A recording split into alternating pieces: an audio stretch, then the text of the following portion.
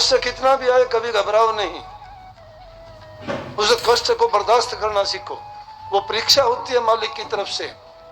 सही रास्ते पे चलते हुए तुम्हें दुख होता है तो समझो कि प्रभु की परीक्षा। लेकिन जो खुद ही खोटे कर्म और मंदे कर्म करके कह दे कि ये मेरी परीक्षा है, नहीं, तूने गलत कर रखा है, ये तेरी परीक्षा नहीं है, तेरे कर्म का परिणाम है। जब तू कोई बुरा नहीं करता है फिर तेरी परीक्षा होती है, वो परीक्षा है। जब तू कर्म तो खोटा करता है, तेरे साथ परिणाम बुरा बीतता है, तो फिर तू कैसे कह देगा कि तेरी ये परीक्षा है? फिर तुम ना किसी गुरु के हो, ना किसी धर्म के हो, और ना किसी भक्ति के रास्ते पर चलने वाले हो। इसी प्रकार से मैं कहता हूं, सुमन भी अगर सच्चे मन से कर लोगे, नाम को भूल जाते हो।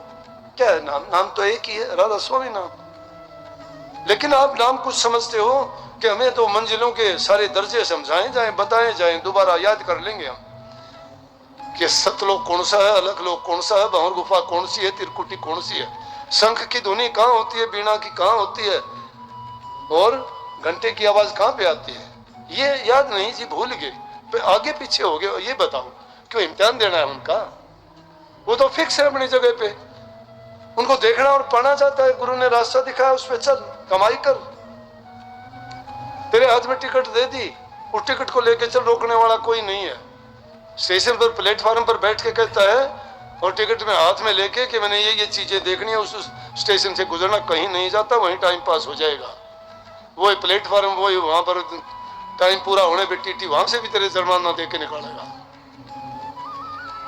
नाम का सुमन भी ऐसा करो, वो सुमन करते वक्त किसी प्रकार की दिल में भावना ना आए, ना अपने लिए कुछ मांगो, ना दूसरे की अहित की सोचो, ना तुम मुक्ति की चाह रखो। वो सुमन करते हुए भी वो भी ऐसा, मैं कहता हूं, निर्लेप भाव से करो जिसमें सिर्फ वो नाम या तुम ऐसे तारतम्य उसमें हो जाओ, वही चीज तुम्हें अपने आप ध्यान में भी जोड़ देगी, वही तुम्हें उन मंजिलों में भी ले जाएगी, और वही चीज तुम्हें दुनिया में भी पहुंचा देगी। कबीर साहब ने कितने सुंदर शब्दों में साफ स्पष्ट कह दिया, फिर भी हम उसको समझने में आनाकानी करते हैं। समझना नहीं चाहते, गाना गाते हैं, सुनते भी हैं, बड़ी गर्दन हिलाएंगे, बड़े मस्त हो जाएंगे, आंख बंद करके कोई गाता है, बड़ा दिखाते हैं, ले वे मस्त हो गए। तो जैसे मैं बताता हूँ, पहले रात के सत्संग हुआ करते थे महाराज जी, टाइम में जाते थे सत्संग में, या पूरी रात जाके तो आदमी नींद भी आनी शुरू हो जाए भाई, तो आगे बैठते होते थे, शब्द में गाता होता था, दिन में बच्चे पढ़ाने, रात में सत्संग का काम, और फिर अलर्ट रहना पड़ता, क्योंकि शब्द गाता महाराज जी पता नहीं कब कहते हाँ भाई वो कौन सी लाइन थी। लेकिन फिर भी जब ध्यान में देखते देखते देखते देखते नींद लग जाती, या पड़ोसी कर देते वो काम, पड़ोसी आंख बंद करके बैठ जाते भगत बन के, हाथ लगाते, महा यार ना सुबह हमने भी नींद, उबासी एक आदमी को आ जाए ना, सारे मुंह पाटना शुरू कर देंगे, देख लियो उसे। अगर सत्संग में रात के टाइम में एक जने नींद आ जाओ, सारे आंख बंद करने शुरू कर देंगे, ये ऐसी बीमारी सी लग जाती है। तो जब उनकी आंख बंद होती है ना, और हम आस्था जी कहते यार सो गए ना, तो आंख बंद करे कहता बोले ना ध्यान लग रहा है मेरा, अरे ऊपर से सत्संग होने लग रहा है, ये ध्यान बड़ा सस्ता हो गया भाई। तो ऐसा ध्यान ना लगाया करो, ऐसा ध्यान तो सब लगाते हैं बिस्तर पे।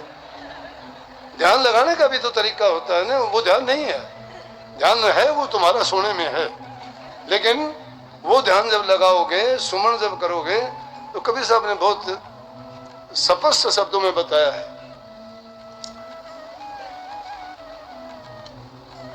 क्या वो है, गुरु ने मोहे दीनी है ज्ञान चढ़ी, कि सतगुरु ने मुझे ऐसी ज्ञान की जड़ी दी है जिससे मुझे सब कुछ दिखा दिया और सब कुछ बता दिया।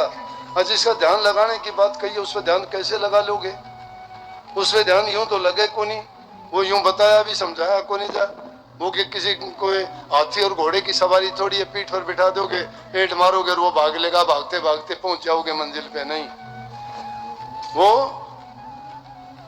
ऐसी चीज है कि वो धुएं से महीन है, पवन से झीना है, जो धुएं से भी महीन हो, पवन से भी झीना हो, जो दृष्टि में भी ना आवे, जो मुष्टि में पकड़ने में भी ना आवे, जो खसखस माना खस बीज के समान है, और जो पर्वत से भी बड़ा है, जिसको हिंदू किताबों में ढूंढते हैं, मुसलमान कुरान में खोजते हैं, वो यहाँ नहीं है। वो तो हर चीज में, कण कण में समाया हुआ है, दूर नहीं, पास में है। जो पास में है उसको ढूंढने कहाँ जाना है? कबीर साहब ने कही, प्रीतम को पतिया लिखुर जो कोई हो विदेश, तन में मन में नैन में तिनको का संदेश। अरे उसको तो चिट्ठी लिखी जाएगी कोई प्रदेश में बैठा हो, लेकिन जो हमारे तन में भी है, मन में भी है, नैनों में भी है, रोम रोम में जो बसा हुआ है, उसको किसको संदेश दोगे? उसको संदेश नहीं देना, उसको महसूस करना है, उसको महसूस करना है, प्रकट करना है। प्रकट कैसे होगा? जिस प्रकार से दूध में घी समाया हुआ है, लकड़ी में जैसे आग है, फूल में जैसे खुशबू है, वो उनमें समाया हुआ है। खोजने की जरूरत के लिए आपको उसी प्रकार से मेहनत करनी पड़ेगी जैसे दूध को आप मेहनत करके मक्खन निकालते हो, लकड़ी को रगड़ के अग्नि पैदा करते हो। फूल की खुशबू कितनी झीनी है, उसको आप सूंघ सकते हो, लेकिन ना उसको पकड़ सकते हो, ना देख सकते हो। इसी प्रकार से वो भी अनुभव करने की चीज है, और अनुभव यहाँ नहीं किया जाता, वो आपके अंदर है। जैसे भिक्खा साहब ने कहा, भिक्खा भूखा को नहीं, सबके पल्ले लाल, गांठ खोल पर क्या नहीं, इस विध भगे पंगाल। इस विध भय कंगाल, उधर से अंधा आयर, इधर से अंधा जा, अंधे को अंधा मिले तो मारे कौन बता। जिसको गुरु भी अंधा मिल गया, चेला भी दोनों अंधा, दोनों टकरा गए, रास्ता कौन किसने बताओगा? टकराए जाओ। लेकिन ये तो चौगान में पड़ा हुआ लाल है, जिसको जो उठा लेगा, सुगरा होगा उठा लेगा, गुरमुख होगा उसको पहचान उठा लेगा, नुगरे की पहचान में नहीं आएगा। इसलिए गुरु की शरण में जाके, गुरु की संगत करके, गुरु के वचन को अपना के, ये गुरु भक्ति है। गुरु भक्ति ये है कि गुरु के वचन की पालना करना। गुरु हमारे हित की बात कहता है, उनमें कोई मिलोनी नहीं है। जैसे भी कहता है, गुरु का वचन मान सब लीजिए, हानि होए तो होने दीजिए, सब वचन मान लीजिए। लेकिन अगर तुम्हें लगता है मेरा नुकसान है तो होने दीजिए, वो नुकसान भी तुम्हारे फायदे में है। क्या पता तुम्हारी किस बला को टालते हैं गुरु, गुरु जानता है इस चीज को। तुम्हारा गला नहीं काटते गुरु, तुम्हारा कर्म काटने के लिए तुम्हारा कोई ना कोई रास्ता खोल रहे हैं। इसलिए अगर सच्चे मन के साथ हम एकाग्रचित होके अच्छे गुणों को अपना के, एक एक चीज को भी अगर दिन में नहीं कहता, हफ्ते में नहीं कहता, 15 दिन में नहीं कहता, 1 महीने में एक चीज अपनी कोई भी सोच लो कि मेरे अंदर ये कमी है, मैं इसको छोड़ दूंगा। वो कमी निकाल दो, वो खाली जगह होते ही एक अच्छी चीज आ जाएगी उसकी जगह। 12 महीने में 12 चीज, 12 गुण निकल जाएंगे, 12 गुण आ जाएंगे, 12 गुण आ जाएंगे, बहुत है, कुछ भी ना लेना उसके बाद में। दुश्मन तो 5 मुख्य हैं हमारे अंदर। कौन कौन है? काम, क्रोध, लोभ, मोह, अहंकार। सारे और तो इनके चच्चे बच्चे हैं, छोटे मोटे। इनकी बेटी बेटियां हैं, इच्छा आशा तृष्णा ममता, ये सारी की सारी चीज ये सुधारने तो वो सारी सुधर जाए। तो ये लोभ, लालच, अहंकार सारे के सारे ये अच्छे गुण अपनाने से सब के सब चले जाते हैं। खाली जगह मिलेगी, इनकी जगह अच्छी ले लेंगे, सदगुणों से भर जाओगे। जहां सदगुण है, जहां सुमति है वहां सुख नाना, जहां कुमति वहां दुख विदाना। जहां कुमति है वह दुखों का घर है, वो घर भी नरक के समान है। जहां कुमति है, एक दूसरे की बात नहीं मानते, लड़ाई झगड़े होते हैं, सास बहू के झगड़े होते हैं, देवर भाभी के होते हैं, पति पत्नी के होते हैं, बहू छोड़ के चली जाती है, बच्चों को भी छोड़ के चली जाती है, कहीं पति उसको लेने के लिए नहीं आता है, कोर्ट कचहरियों के धक्के खाते हैं, अपनी बेइज्जती, अगलों की बेइज्जती, धन की बर्बादी। क्या मिला? रात दिन की चिंता, वकीलों कोई होगा नाराज होगा, वकीलों के घर भरते हो है?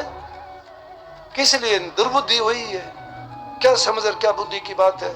अगर किसी के दिमाग को सोचने का तो कहता है जीवो और जीने दीजिए, लिव एंड लेट लिव।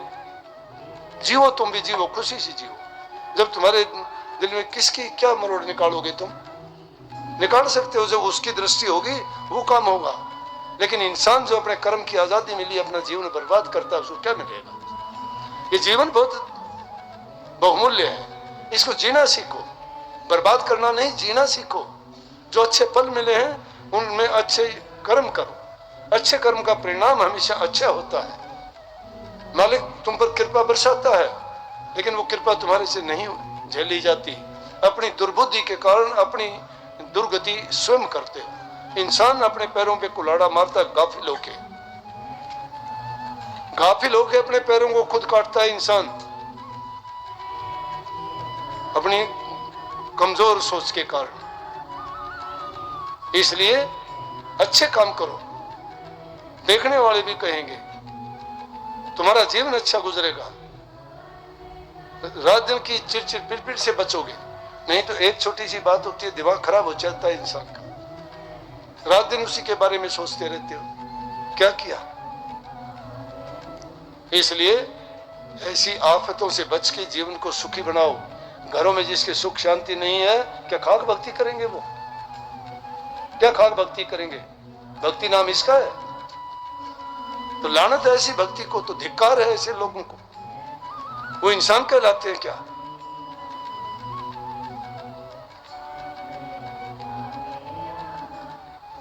इसलिए भाई, अपने जीवन को संभालने वाले, बिगाड़ने वाले हम हैं सब। हमें वही चीज अच्छी लगेगी जो हमारे दिल में है। हमारे विचार अच्छे हैं तो हम अच्छी जगह अपने आप खोज लेंगे, हमारे बुरे विचार हैं तो हम बुराई को अपने आप ढूंढ लेंगे। नहीं तो फैसला जब होगा धर्मराज के यहाँ, वो तो जो उसकी मर्जी होगी वो करेगा। जिसकी संतान बिगड़ जाती है उसका जीवन बर्बाद है। क्या है? दुर्बुद्धि के कारण बिगड़ता है जीवन। उसको कही थी भाणजी माँ बुआ ये सारे मतलब के साथी हैं। मतलब के हैं? मतलब तो रखते ही नहीं कोई भी। तुमने बच्ची पैदा की, बच्चा पैदा किया, संस्कार नहीं दिए उनको संस्कार नहीं मिले। संस्कार अगर मिलते तो कभी ऐसा नहीं करते। जिन बच्चों को संस्कार मिल जाते हैं वो कभी भी ना किसी को दुख देता है और ना ही खुद दुख मोल लेता है। ऐसे काम राक्षसों के होते हैं जो दूसरों को दुख देके खुश होता है। राक्षस, देवता किसी को दुख नहीं देते, नहीं देखते। कोई पशु होता है उसको भी कहते हैं कि हाँ ये तो देवता जैसा है, कहते हैं कि नहीं। जो किसी को कुछ कहता है नहीं उसको देवता जैसा मानते हैं। और जो दुष्ट कहते हैं उसको नीचे कहते हैं, दुनिया की गालियां खाते हैं, उनको देखते ही लोग शुरू हो जाते हैं, उनकी शक्ल से नफरत करते हैं। क्यों करते हैं? उनका कर्म करवाता है। अगर उसका कर्म अच्छा हो तो उसको सब प्यार करेंगे। प्यार किसी से नहीं लिया जाता। प्यार करना इतना आसान थोड़ा होता है। प्यार पतंगे का दीपक से होता है। इसकी दूसरी तरफ लेने की कोशिश ना करो। प्यार में पागल है, वो अंधा है, देखता ही नहीं है।